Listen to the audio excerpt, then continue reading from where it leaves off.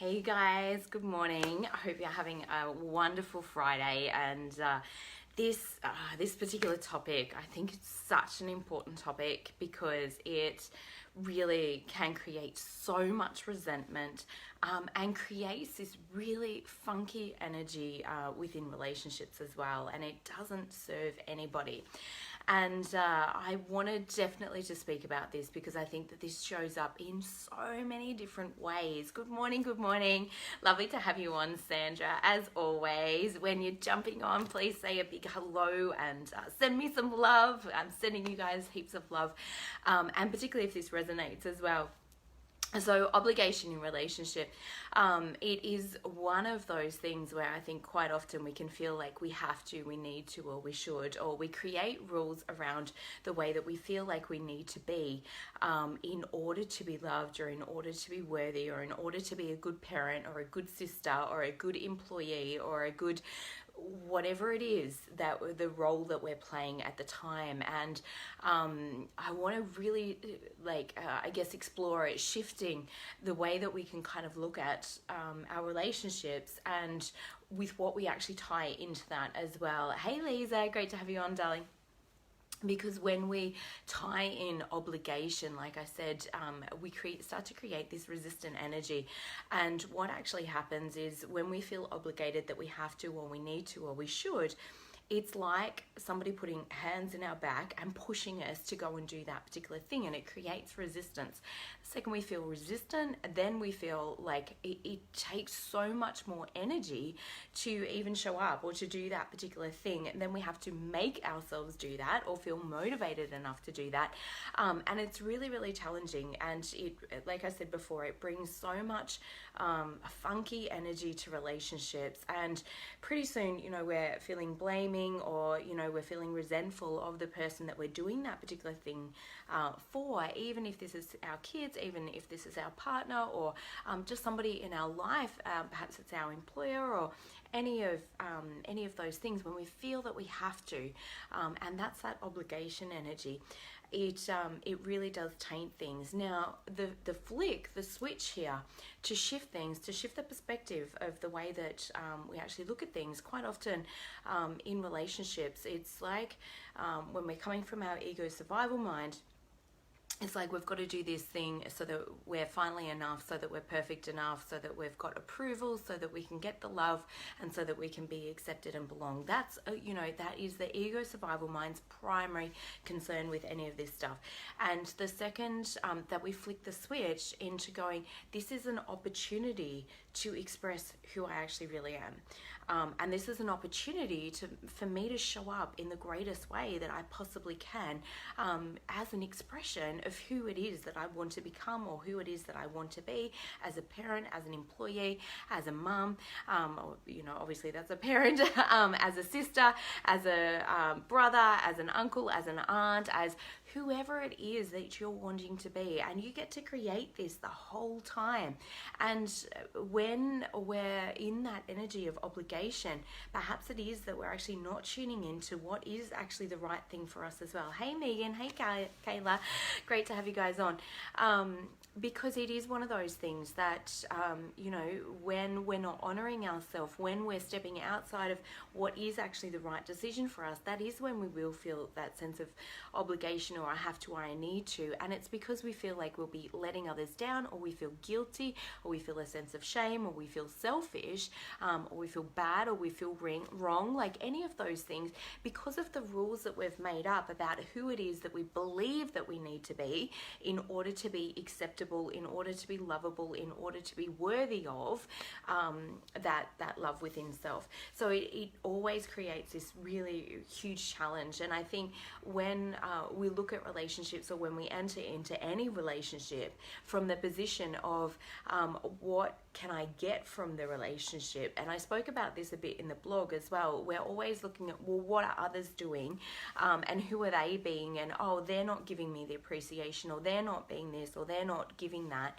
And so then we start to feel out of control, then we start to feel anxious, or scared, or worried, because now we're not getting our needs met through that particular relationship. Relationship is not necessarily an area to get your needs met from getting from others. It is really an opportunity to become that person, to be that expression of who you are. And that's where it's a true opportunity to show up in that light. And it switches everything, guys, from feeling obligated, from feeling like I have to oh my God, I get to do this, I get to choose this, I am the creator. Because the thing that has us feel so resentful is that we drop into this victim mentality and maybe that's strong language, but at the core of it, really, that's what's going on. Because now I'm a victim of my life. I've created these relationships that now I'm obligated to give to, and now I'm a victim of the situation. I'm not at full choice. The second that we come back to, I actually get to choose to show up, or I get to choose to do this. Now, the other thing that I guess really interferes with this is if you're not taking great care of yourself and you're depleted, you've got no energy left. And this is a huge thing for me personally. It's something I've really had to have awareness around. Hey Tia, great to have you on. Hey Ben. Because it is one of those challenges. Hey Anne-Marie, great to have you on as well. It really is one of those challenges in life where if we're coming from that place of feeling depleted, like you cannot give from an empty bucket, and therefore we sometimes drop into that lower energy or the ego survival mind instead of back into our heart center and getting to express, or having the opportunity to express who it is that we're choosing to be and how we want to show up in the world every single day. So now we're coming from the creator. We're no longer being a victim of our life. We're no longer being a victim within our relationships. And if ever you felt like a martyr, or if ever you felt like you needed to be the people pleaser, and oh my God, I could put my hands up a million times, guys. Like, there's no judgment around that from me. I've done it all. And, I lived my life that way for like 14 plus years in obligation. And oh my God, the anger and the resentment, and then turned it all inwards, then blamed myself, then made myself wrong, because I truly believe that I am loving and I do want to do those things in relationship, but the energy with which I was doing them, it was because of who I was being. I was being the victim. I was being obligated. I was being the martyr. I was being the one that gave to everybody, God forbid, and it was all to get this approval and to get this appreciation, of which, with that energy, it rarely comes back, because we're not appreciating ourselves. We're not loving ourselves. We're not taking great care of ourselves. We're not valuing ourselves and what it is that we're here to contribute, or that we have the opportunity to give in the world by who we get to be. Hey Jerry, hey Diana, great to have you on. So it's very, very powerful to start to switch this thinking. And it can be really challenging, because to say I'm not obligated in relationships, obviously that's a huge statement, and I really get that. And I said that for a reason, to trigger something within you as well, to check in with yourself and going, well, how is it that I'm not obligated? Because with our kids, sometimes we can feel obligated. Oh my God, I feel obligated to protect and provide for them, to keep them safe, to have meals on the table, to have a clean house, all those things. And it's, like I said before, it's the energy with which we do those things because of who we're being at that time. If you feel like that victim, it is because of you being the victim, you being the martyr, rather than saying, oh my God, I have these opportunities, I have these choices. This is what I've actually created. And if I don't like this, I get to change it. And that's where that power comes back. That's where that inner power comes back.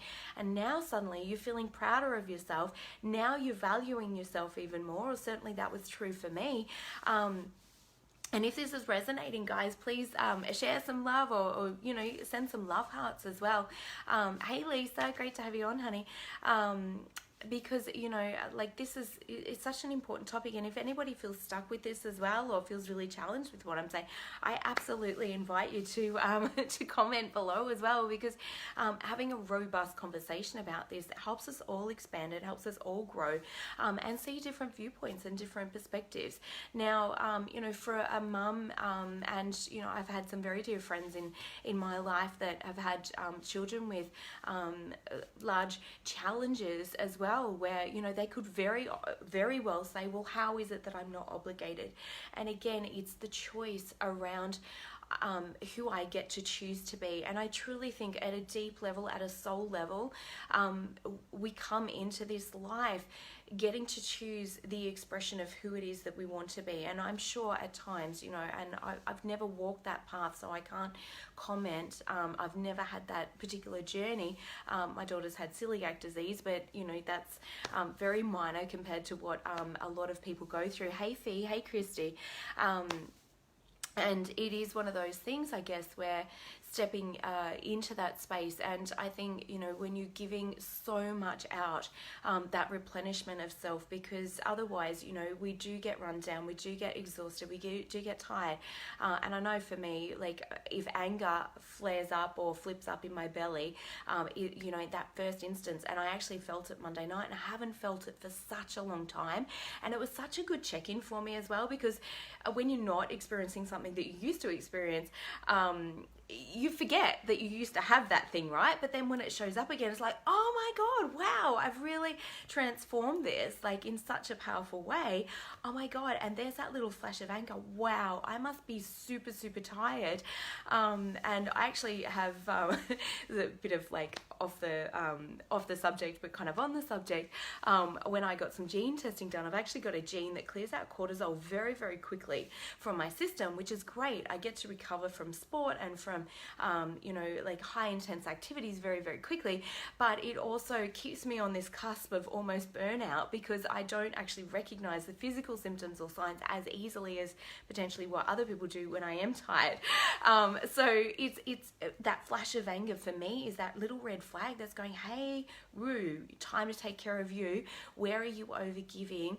What is it, you know, that you need to do for you, so that I can continue being the person that I wish to be and showing up in that way as well. So in relationships, you know, it's that flick from being the victim, being the martyr, feeling like you need to be doing everything, or you have to be doing everything, and look at some different ways. I'm a huge believer in delegation as well. Huge believer in, you know, who else can help me out for such a long period of my life.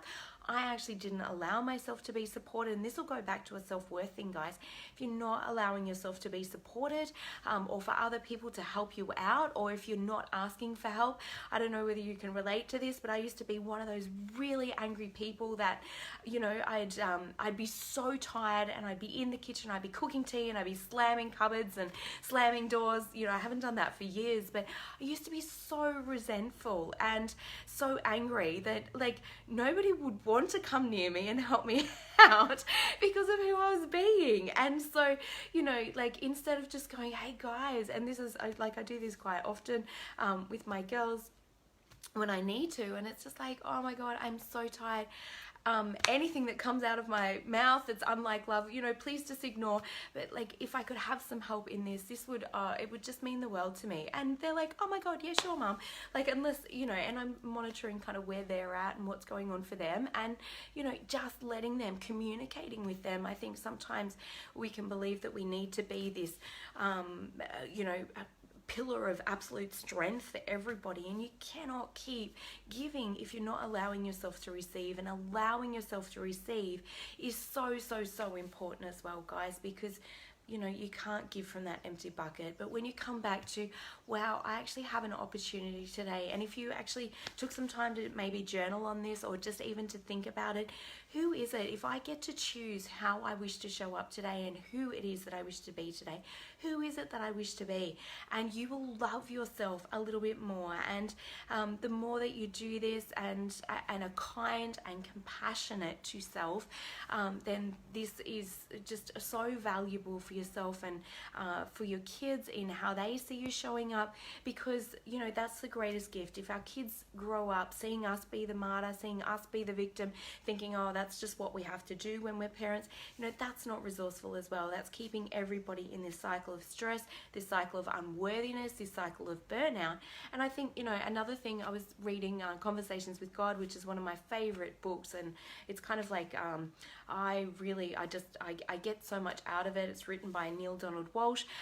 There's so much in there that, you know, is just such good common sense. And it really flips the head, I guess, on fundamental religion and things like that. And I think there's been this indoctrination, and this is not having a go at religion or anything else, where but we're taught not to be independent thinkers. We're taught how to think and what to think, and you're right if you do this and you're wrong if you do that. And there's so much judgment in all of it.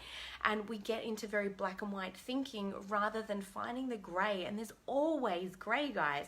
It's been a huge learning for me. And sometimes I get stuck in black and white thinking, and it's like, oh, it doesn't have to be this or that. It can be a bit of this, and it can be a bit of that, and it can be a bit of everything else in between. And by that, I mean, we're taught, like, if we're not being all loving, all kind, all wonderful, all perfect all of the time, then we're unworthy of God's love, or then we're unworthy of our own love or other people's love. And it's very conditional.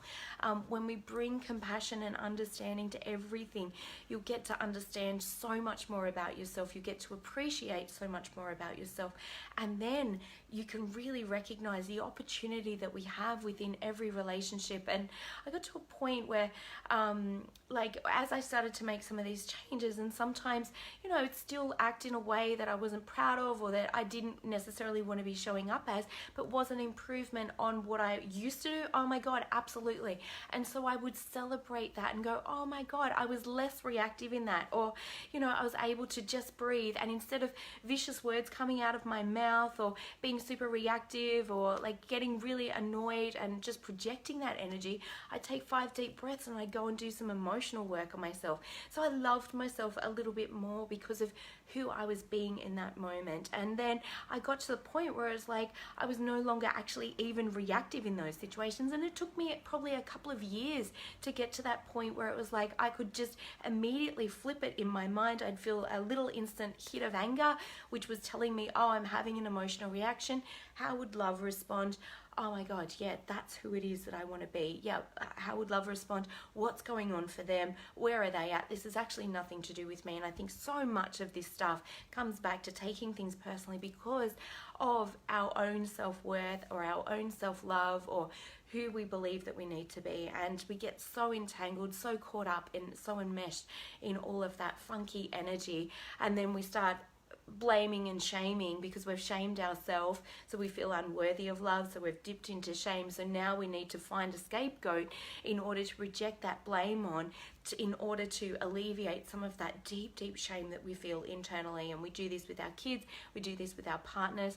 Again, I can put my hands up a million times. There's no judgment around any of it. Just bring greater conscious awareness around it, little step by little step. Be kinder and more compassionate with yourself every single day. Come back to relationships really do offer us one of the greatest gifts, to learn about who we are being, who we're expressing ourselves as, and when we concern ourselves with that, then we get out of everybody else's business and we allow them the true freedom just to be who it is that they need to be.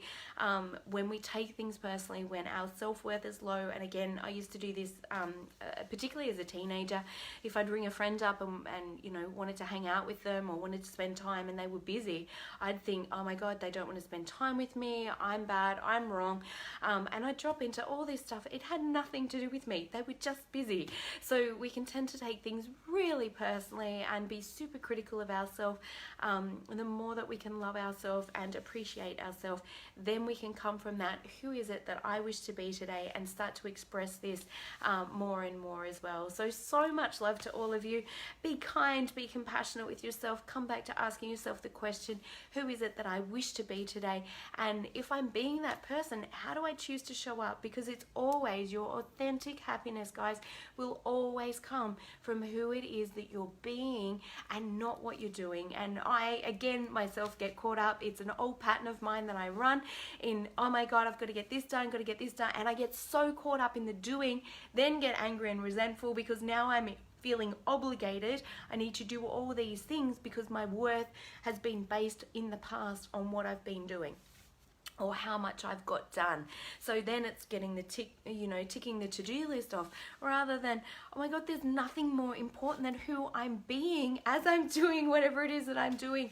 My soul does not care about how much I get ticked off my to-do list. My soul cares about who it is that I'm expressing today and how I'm expressing myself as well. Hey Danielle, great to have you on, hun. So you have such a choice, such an opportunity, guys, to really step into who is it that I wish to be today, or how would love respond, and ask yourself that with yourself as well. You know, quite often we're really good at being loving and kind and compassionate and understanding with everybody else, and then beat up on ourselves for not being that, or for, you know, not being as we wish to be. So particularly if we're parents, you know, I think it can be a big challenge at times. So be kind, be compassionate with you, be understanding with you. If you are pushing yourself too hard, you know, come back to, what is it that I need to do today to take care of me, or what is it that I can do over the weekend? I'm not a believer in balance. I think sometimes we've got to get so out of balance one way to get back in balance in another way as well, particularly if things have been out of balance, so to speak, for a long time. Again, it's about finding the gray, not living in black or white. I've got to be all of this, or I don't get any of that. Like it's very black and white, and it's rarely true in, you know, in my experience anyway, and with loads of people that I've worked with. So have an amazing day, guys. So much love, so much gratitude. If this has been helpful for you, please like, love, and share it, as always. And just sending so much love and gratitude to you all. Have an amazing day. Bye.